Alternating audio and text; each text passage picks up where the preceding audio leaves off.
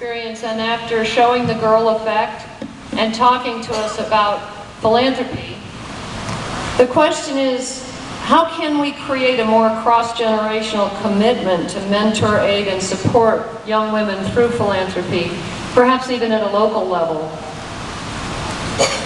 Well, I think the first thing is that every woman in this room and every woman that I talk to, what I say to them is, there should be a percentage of your philanthropy that goes to women and girls.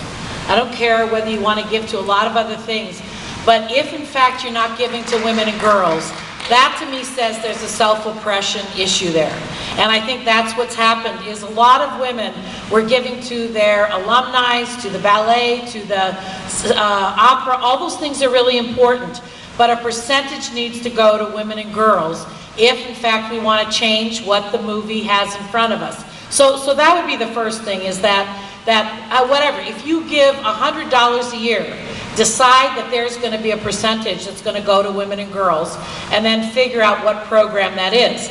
The other thing is there's no age limit to philanthropy. You can start as young as 1, 2, 3, 4, 5. My little niece Mira, every Sunday she has a little coin purse with her. She opens it up when the collection comes by. She pulls out, she's 1.5. She pulls out those coins and puts them in the plate. Now she tries to get money back out of the plate too, but she hasn't learned that yet. But my point is that there's no limitation in terms of age. So I think the third thing is that if women are not willing to give to girls' programs, then they're not serious about changing the dynamics between men and women and the gender dynamics. So one of the first ways that I think you can start is find a program in your community that is about the empowerment of girls. Call them up, find out 2 things. First, ask them where you can send your check, and then ask them where you can spend your time. So send your check, spend your time. It's not enough, by the way, to just spend your time. I come from a preacher's family. We never had enough money, and the first checks my mother wrote were to the church, to the Human Rights Organization, and to the international organization, and she did that until she couldn't write checks anymore. So nobody is too poor to give back, and so give back in both writing the check and in giving of your time. And they're incredible. We heard about today incredible girls programs in this area and in every area you want. And if you don't know about them, come and talk to me and I'll get you hooked up. Thank you. Thank you. Jessica, coming from such a fabulous established program as UCLA's Women's Studies, how do you feel that this program assists women and assists in education and in the world in changing the media perceptions? Well, I think this program is excellent because it not only targets young girls, but it targets women who are older, or like your moms, your grandmothers. And I feel like this program is so essential towards education because it lets women know that, they have support. Because if you don't have a mother in your life, or if you don't have an auntie or an older woman that you kind of use as a model to, look as, wow, I want to be like her, I want to attain my goals.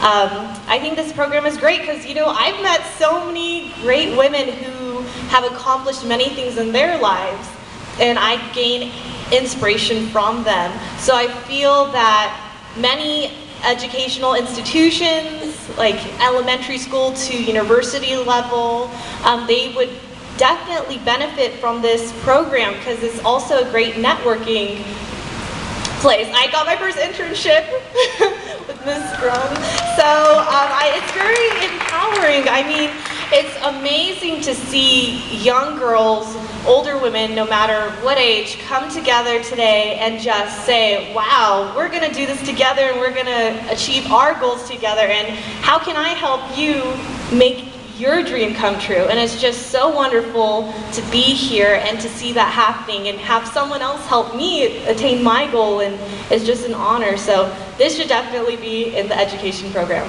I'm going to tell my UCLA head director. Thank you. Yes.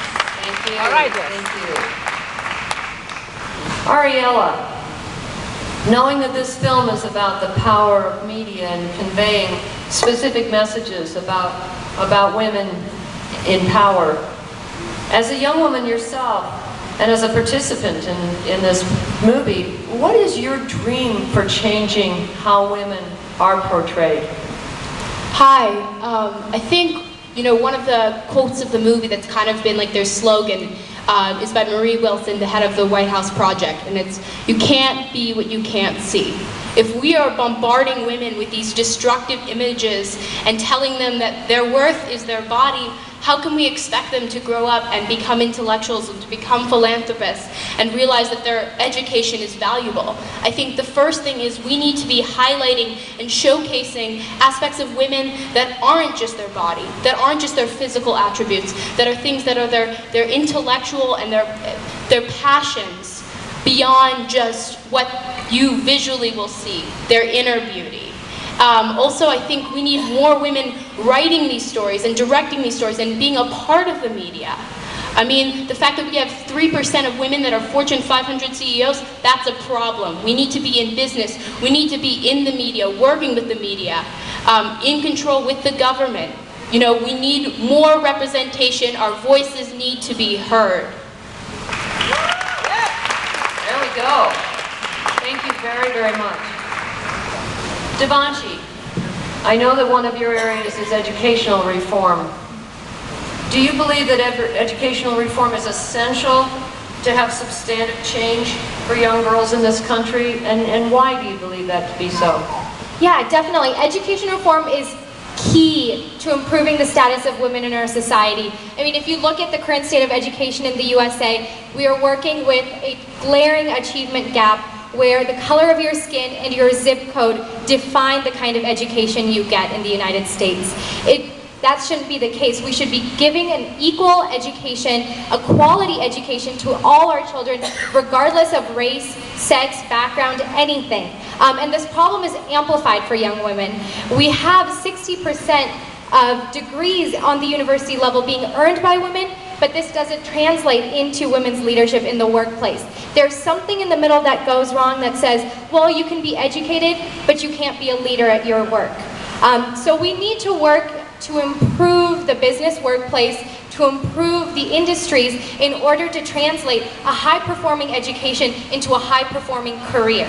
And education, we saw earlier in that video, the girl effect, that education is key to improving a life of women. So if it's any education that can improve women, a quality education can do wonders. So when we improve the state of education in the United States, we can definitely see tangible improvements in the lives of women across our country.